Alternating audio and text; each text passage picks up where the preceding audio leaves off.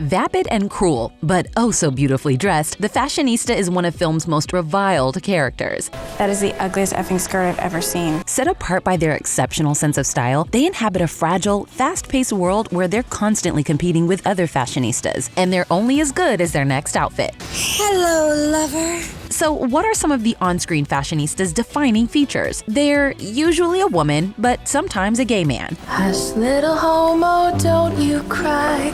Mandy's gonna steal you a Prada tie. And this gendered aspect of the trope is by no means accidental. The link between fashion and femininity is used to make people who are interested in fashion seem stupid and render fashion unimportant. Ultimately, making fashion empty and something that belongs to women and gay men is a slick way of undermining these groups. What'd you do in school today? Well, I broke in my purple clogs. And the Fashionista reinforces the idea that women's interests don't extend beyond buying clothes and looking pretty. I like my money right where I can see it, hanging in my closet. So the Fashionista is often superficial. They're obsessed with physical appearance and might have few firm inner values, deciding to broadcast their eco-credentials one week or helping needy kids the next. I want to flash up pictures of sad but beautiful children, happy gay couples, slogans like world health, no pollution, fashion cares, all right, darling? But it's all surface deep because these characters only care about what they look like. The Fashionista is frequently the definition of suffering to be beautiful. And in the superficiality can lose their humanity. No one cares about the models. They're nothing more than hangers. They tend to be selfish and needlessly cruel too. Look, I got money to spend in here. I don't think we have anything for you. You're obviously in the wrong place. That's partly because fashion depends on exclusivity. Quality is for the rich. And the fashion industry is notoriously competitive and grueling to rise in. It's striking that even to this day, a large number of fashionista characters are villains. Well, if we make this coat, it would be as if I were wearing your dog. But there's more to the fashionista than superficiality, meanness, and gray style. Here's our take on what lies beneath the perfect veneer. The Fashionista is a largely unpleasant character we're supposed to fear. She's clawed her way to the top of a pyramid and often punches down. You have no style or sense of fashion? Well, I think that depends on what you're... No. That wasn't a question.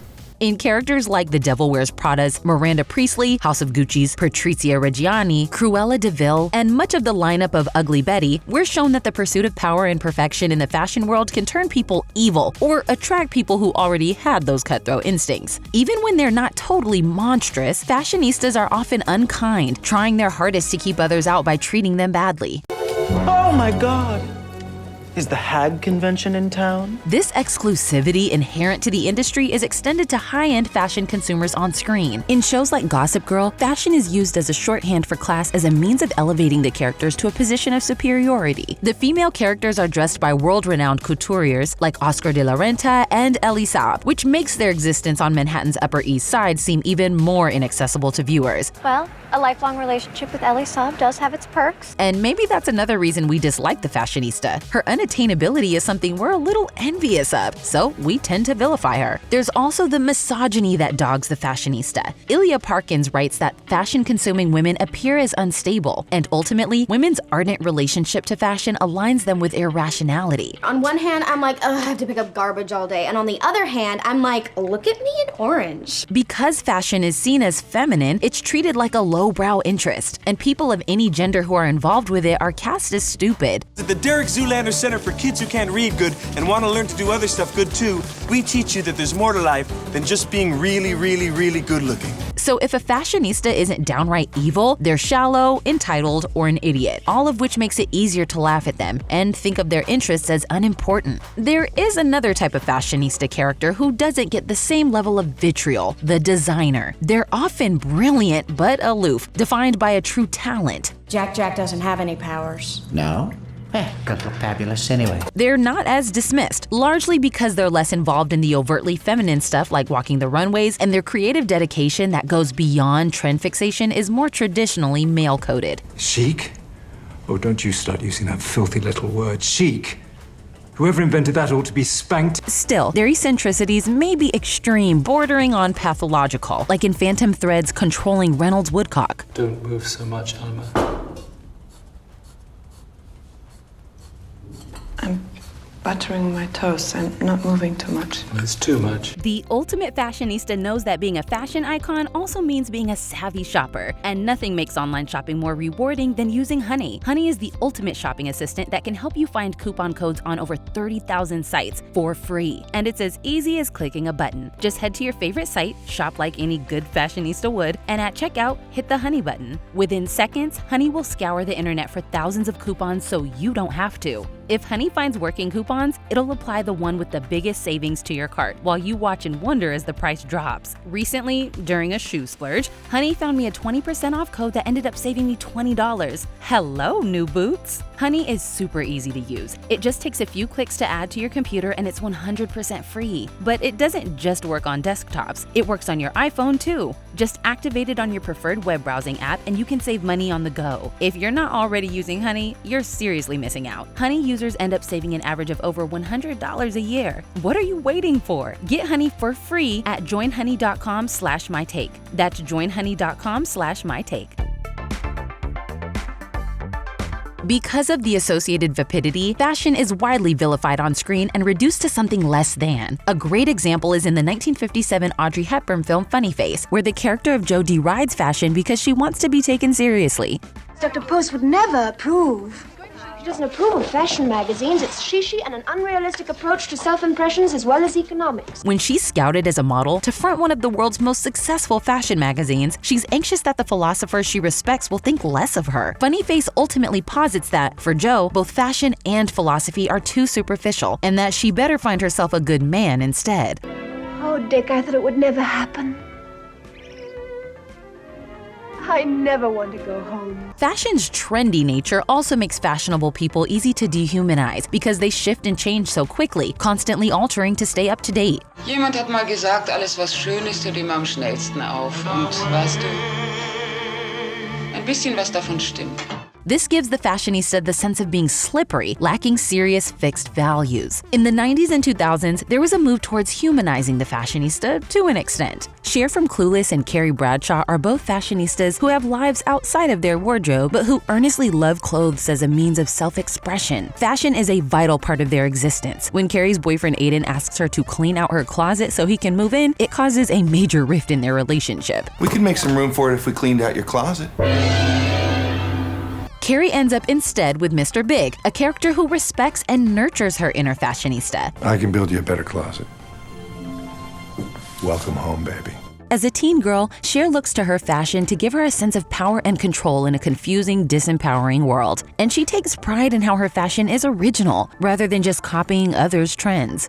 Was that you going through my laundry? As if, like, I would really wear something from Judy's. Do you prefer Fashion Victim or Ensemble Challenge? In 2001's Legally Blonde, Elle Woods is widely underestimated due to her California blonde looks and love of cheerful, hot pink fashion, but she spends the movie disproving assumptions that these things can't go along with a sharp intellect. As she rises up through Harvard Law School, she maintains her signature fashion sense and shows that her lawyerly aptitude isn't diminished by dressing to express her personality. Still, while these characters' fashion is celebrated, there were limits to how much the fashionista was humanized in this era. Carrie can be an unpleasant character who behaves in anti-heroic ways. I understand why you see a shrink, because you're always in your head, but I'm fine. Cher, meanwhile, sheds at least some of her fashion obsession as she goes through an inner makeover to become more serious and starts dating Josh. It's almost like to be a better person, the fashion aspect has to give. I decided I needed a complete makeover. Except this time, I make over my soul. So while fashionista characters were fleshed out more in this era, the passion for fashion still could come across as a weakness or something to be kept in check. I spent $40,000 on shoes and I have no place to live? I will literally be the old woman who lived in her shoes. Meanwhile, there's something about fashion that's rarely touched on in film, and that's how empowering it can be. Fashion has the ability to empower people who feel disempowered. This is explored under the surface in Clueless. A lot of Cher's life is controlled by her teachers, her father, and her peers, and she expresses herself through what she wears. Sadly, despite how much fun she has with this and how confident she seems, Cher's fashion sense gets her viewed as ditzy by others, and in her most vulnerable moment, she reveals this devastates her. Go out and have fun. Go shopping. You think that's all I do? I'm just a ditz with a credit card? At times, Cher doesn't seem to believe she has a lot of value outside her clothes. He does dress better than I do. What would I bring to the relationship? But her environment reflects a pretty closed-minded and dismissive attitude toward fashion. While the fashion industry is exclusionary and money-centric, fashion in an individual sense is something anyone can have fun with and can be a wonderful way of bringing creativity into your everyday life. One amazing movie about the way that fashion can be a force for good is 1997's Romy and Michelle's high school reunion. Romy and Michelle are immature and hapless best friends, and they don't feel like they've made a success of their lives. They are convinced they need to dress in business wear to impress their former classmates at their 10-year reunion. Now just remember, from this point on, we are sophisticated, educated, successful career women. But after things don't go to plan, they finally get dressed into their own clothes. The former popular mean girl who used to bully them begins ridiculing their looks. They're as deluded about their lives as they are about those hideous clothes. But in a moment that shows how power ebbs and flows out of high school, their outfits impress another ex-student who's now a fashion editor. Actually, Christy, they've got nice lines, a fun, frisky use of color. All in all, I'd have to say they're really not bad. The film ends with Romy and Michelle in a much happier place than they were at the beginning. They've used fashion to improve their lives. They're fulfilled because they now own a store where they are able to do what they love, spending time with each other and delighting in clothes all day. To me, fashion is just, it's like everything. So while fashionistas are often depicted with superiority complexes and innate cruelty, it's important to reflect on the nuances of their characterization. Their looks may serve as a vehicle for their malice, but their wardrobes are often visual representations of other, more defining traits. And rather than painting the less vilified fashionistas with sexist strokes of vapidity and superficiality, it's more productive to look at our own relationship with fashion and the ways it can both empower and disempower us all. Ultimately, clothing is a form of self-expression, so it's best to lace up, respect each other's styles, and read between the stitches. Fashion could be something beautiful, something that inspires. Thank you for watching The Take. Don't forget to subscribe and let us know what you're watching.